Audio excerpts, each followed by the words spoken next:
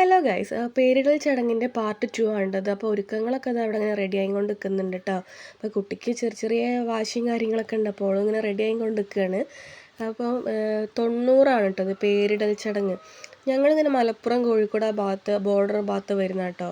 അപ്പം ചില ആൾക്കാർ കോഴിക്കോട്ടത്തെ ആ ഒരു രീതിക്ക് അനുസരിച്ച് ചെയ്യും, ചിലർ മലപ്പുറത്തെ അനുസരിച്ച് ചെയ്യും. കാരണം അങ്ങനെ പാലൂടിയായിട്ട് നടത്തണവരും ഉണ്ട് കേട്ടോ. ഈ 90 പാലൂടിയായിട്ട് നടത്തും ഞങ്ങളവിടെ. പക്ഷെ കല്ലുമോളനൊന്നും ഞങ്ങൾ നടത്തിയിട്ടില്ല കേട്ടോ. ഞങ്ങൾ 28-നാണ് പ്രധാനം കൊടുക്കുന്നത്. അന്നാണ് ഞങ്ങൾക്ക് അരക്കെട്ടലും കാര്യങ്ങളൊക്കെ കേട്ടോ. 90-ന് പിന്നെ കൂട്ടിക്കൊണ്ടുവന്നിട്ട് ഇവിടുന്ന് ജസ്റ്റ് മധുരം കൊടുക്കുന്നല്ലാതെ അങ്ങനെ പരിപാടി കിട്ടില്ല. അപ്പോൾ ദേവികേൻ്റെ നാട് തൃശ്ശൂരാണ്. അപ്പോൾ അവിടേക്ക് ഇങ്ങനെ പേരിടൽ ചടങ്ങ് എന്ന് പറഞ്ഞിട്ട് ഇങ്ങനെയാണെന്നൊക്കെ പറഞ്ഞപ്പോൾ നടത്താമെന്ന് വിചാരിച്ചാട്ടോ. ഇതാ എല്ലാവരും അങ്ങോട്ടും ഇങ്ങോട്ടൊക്കെ എല്ലാവരും കുട്ടിക്ക് മധുരം കൊടുത്തോണ്ടിരിക്കുകയാണ്. പിന്നെ അഖിലേട്ടൻ അതാ പേരൊക്കെ വിളിക്കുന്നുണ്ട് കേട്ടോ. പേരൊന്നും ഞങ്ങൾക്ക് ഇതുവരെ അറിയില്ല, ഇന്ന് റിവീൽ ചെയ്യാൻ വേണ്ടി വെച്ചതാണ് കേട്ടോ. പിന്നെ അരയിലൊക്കെ കെട്ടി കൊടുക്കുന്നുണ്ട്, ഗോൾഡൊക്കെ ഇട്ട് കൊടുക്കുന്നുണ്ട്.